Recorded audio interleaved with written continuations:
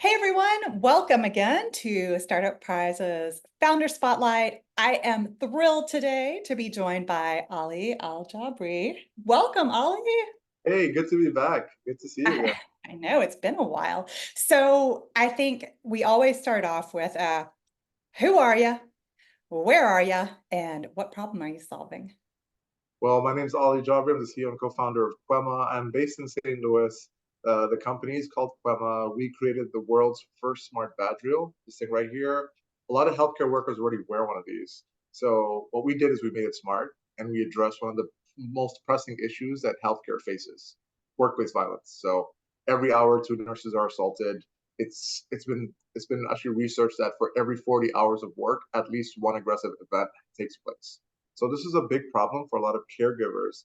And what we did with our smart badge reels is we put a little panic button on the side that you could press unobtrusively without escalating a situation of violence. Now, the holy grail of the result is that you reduce response time so that emergency responders can get to your aid quicker, whether it's security that's on site at a hospital or 911 at a home caregiver site, right? But really, like some of the values we do provide is reducing caregiver anxiety so that they can focus really on providing care. Well, that makes a lot of sense. I mean, if you think about these people are in life and death situations for their patients, like they don't have time to worry about if they're safe or not. Yeah, and it's unfortunately way too common. So I love what we do, and we've been evolving so much in the last few years, and it's been such a great process. So what what was the I guess the driving force? Like what made you start Kwema? Yeah, so honestly, we founded Kwema with a completely different focus. I lived in Latin America for about 11 years, I want to say. And unfortunately, one of the people I knew was kidnapped in South America.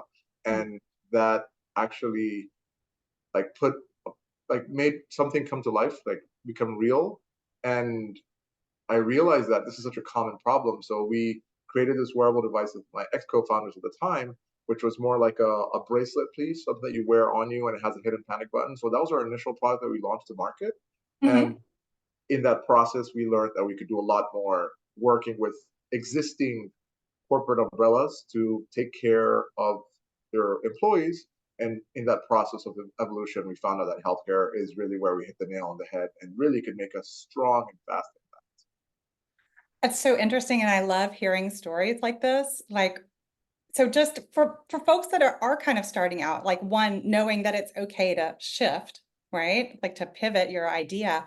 But I wonder if you would tell us kind of what led to that transfer or what led to that pivot. Was it advisors? Was it just an like recognizing the opportunities across? I think it ties in directly to what this is my second startup. So it ties in directly to what you should do right, and that is falling in love with your problem, right? So initially, the problem that we were trying to solve is like eradicating gender-based violence, preventing uh, kidnappings from escalating, preventing um, types of crimes that are called feminicides, that are crimes against women, to be diminished. In the process of launching and giving out our first couple of, I want to say like 500 to 1,000 units, we realized that we couldn't necessarily do much on the other side because yes, the button was pressed, yes, the people were notified, but what happened next, right? So realized that we gave a perception of safety, but we didn't necessarily see that there was something that happened that 100% could save their lives, right? So when it came to talking, when we got an inbound request from a county organization that wanted to give this to their social workers that are child protective service agents, we realized that they already had a very strong umbrella of what would happen when something went wrong at a caseworker's place of work, which was at the patients at the children's homes, right? Mhm. So we realized that we could tie in our value proposition, which was like having something discrete on you that you could activate with their response capabilities, right? So that was like the big aha moment when we realized that hey, we could actually make a big impact if we just relay off an existing notification system, whether it's 911, whether it's Mhm. their internal security, and allow for that frontline moment of truth when something could turn really south, but how you behave in those seconds, minutes can save your life. And that's where we package what we do with more focus on that human aspect, which is de-escalation, non-verbal communication, like how do you manage your hands? Like, hey, look, I'm just a Mhm. nurse, ex caregiver. I know you're frustrated. I'm on your side, right? Like that kind of impact really Mhm. works. It's effective. And I love seeing how you would even use it if you were talking. Like, I mean, it's just like it feels very natural. I wouldn't have even noticed if I didn't know what to look for, right? Exactly, and that's the goal. The goal is to give that like unobtrusive like peace of mind that you could easily leverage your skills and your body language and your emotional intelligence to actually control a situation while you know help is on the way, right? So balancing those two things are really important. I love that. Well, I know so much has happened since you competed. For those not in the know, Ollie was one of our 2022 finalists for our non-FDA. So I wonder if you could kind of take us back to 2 years ago, 2 summers ago. Where were you? Where was Kwema? What kind of where were you in your journey, right? I mean, like, did you have a prototype? Had you have investment yet? Did you have a team in place?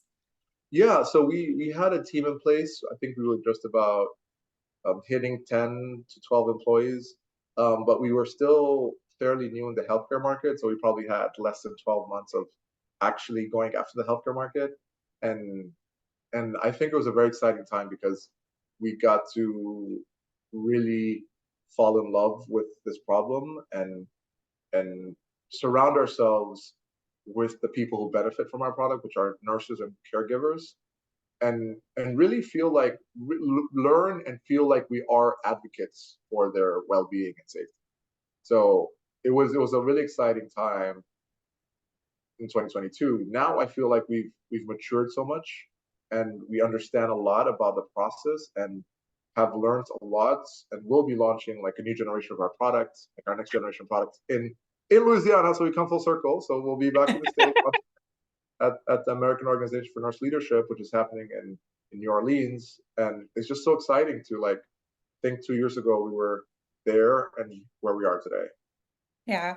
So, I mean, like you're out in hospital systems at this point. I mean, I don't know if you maybe had, I think I want to say at the time you were just coming back from Korea, like you had been, I mean, you know, Yeah. unbelievable. And like so much has happened in these 2 years for you.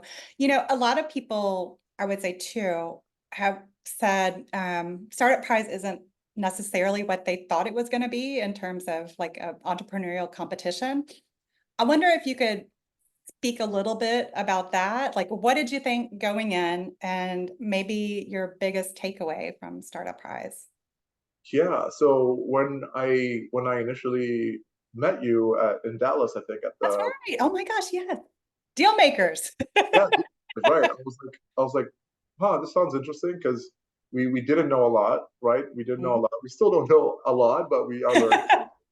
But it was more about like it sounded like an interesting opportunity to like learn from people in healthcare and and potentially refine our the way we say what we do or understand more of what matters to healthcare systems. So it was really like a hands-on approach in a short amount of time, which of course time is the biggest variable that's important, right, in a startup's life. Yeah, time and money. I feel like I hear that a lot. Yeah, so I would say time's even more important than money at this point. But like being able to, especially in healthcare, right, like time is your biggest obstacle. So being able to meet people in this kind of closed door setting where you get to like meet, like talk to, like go back and forth as much as possible, that was something I was hoping for but didn't expect.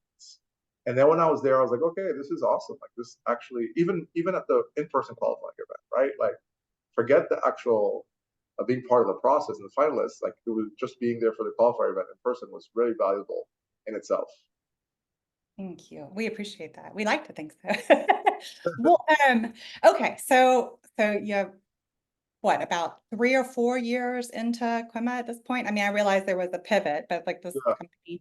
So what I always like to know, like what do you wish you knew going in? Like what was the thing that you thought this won't be so bad and like it ended up being like a nightmare, or something where you're like, golly, I wish if I could go back and tell my younger, brighter-eyed self, what advice would you maybe, or what surprised you, I guess? Like, what was something that you weren't expecting?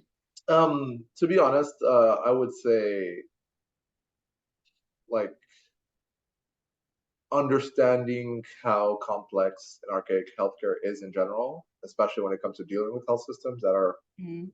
very old organizations that don't move very fast. So that is something that if I knew more upfront about how you could accelerate it or how you could go down alternative paths from day one of dealing with healthcare systems, I would have maybe done some things differently. But in reality, there's not much I would have done differently because part of the process and the reason we are seeing a lot of success now is because we took the time to slowly understand and digest and iterate, right? So you can't really you can't speed up that process, to be quite honest. There's there's only so much you could speed up. Got it. So patience, maybe. Patience in the process. Trust the process, really. I mean, that's an interesting piece of advice because I think so many people do want to like rush ahead. Like there's so much pressure on hitting milestones and making that progress and showing those steps and checking those boxes. To hear you say, to maybe take that time to slow down a bit. Yeah, 100%. Yeah, it's a little bit different advice than we hear sometimes, and I love hearing that. Okay, so here's my favorite question that we like to ask any founder in the spotlight. How can we help? Like, what are those next steps you're looking for? Is it an introduction? Is it well, I mean, everyone's always looking for funding, or at least I see that. But how can we help? Like, how can we help in like the Startup Prize community? Honestly, I think my biggest ask right now is we are actively and consistently looking for new healthcare systems to partner with. We've had some amazing results. Like I'll throw some stats that we've generated. We've increased a major Midwest healthcare system implemented our technology, and they were at under 40% of their staff felt confident in their safety. After implementing Kwema, we got that number to over 88%. So we've measured that, and because of that, we've had follow-on orders from this system. So we're super excited about our traction both in home healthcare, which is one of the fastest growing divisions in healthcare systems, where most hospitals right now have hospital at home divisions or home healthcare departments that send their caregivers to patients' homes, right? And at the Mhm. same time, we also do the same thing with in-hospital caregivers, right? So biggest ask is for any department systems out there or healthcare system leadership in general, they should feel free to reach out to us at Kwema.co. We have a website and our contact form there easily, and we're happy to do pilots and trials to prove how effective our technology is. So that's probably my biggest ask. Honestly, everything else has been on the way. We've partnered with some healthcare systems that invested in Kwema actually just last year. One of them is in Chicago and one of the biggest healthcare systems in Chicago. So it's super exciting to be backed by like top names in healthcare. And then also we got a grant from Google. So that those two things that really play hand in hand and make us believe in what we're doing and makes the team really feel confident in the investments we've made and the growth we're seeing. That's awesome. Okay, well, normally I would say, what's your last piece of advice? But I'm going to force you to kind of keep it in a lane. And ironically, it's kind of talking about what you're asking for. So many folks that come through Startup Prize ask, how do you get your foot in the door with a hospital system? I'm wondering if you have any advice because I know you've made it through. And I know you're still looking for that magic key that'll get you into all of them. But what is some advice you would share for folks trying to get that first partnership? I think the biggest once again thing is focusing on your problem and asking questions around your problem rather than offering your solution. That's Hmm. probably the simplest, most digestible, most actionable advice I can give. If you're dealing, like when you deal with healthcare systems, reach out to people that deal with the problem you have and Hmm. ask them about the problem. Don't ask them about your solution. I love that. Yeah, like to listen makes a big difference. All right, Ali. Any final words of insight or advice? Yeah, I mean, if you're early in your health tech journey, even if you're a bit further than early, definitely apply. Like, don't think twice. It's gonna open up a lot of your contacts and gives you advice, hands-on advice that you probably would take months, not years to get. My gosh, thank you. I love when the advice is to come be part of Startup Prize. Who could ask for a better ending? All right, everyone, you heard it here. Ali, thank you again for coming and hanging out. It's so great to catch up and to hear all the success Kwema is doing and all that you're doing to help keep healthcare workers safe. Thank you. I appreciate it. Well, we hope to see you soon and keep in touch. Yeah. All right. And then, we got to do the last thing. We got to Viva it out. Yeah. Yeah, all right. All right. 1, 2, 3. Viva la Startup Prize. Guys. All right, Ali, thanks again, and we'll be seeing ya. You got it. Take care. Bye. Bye.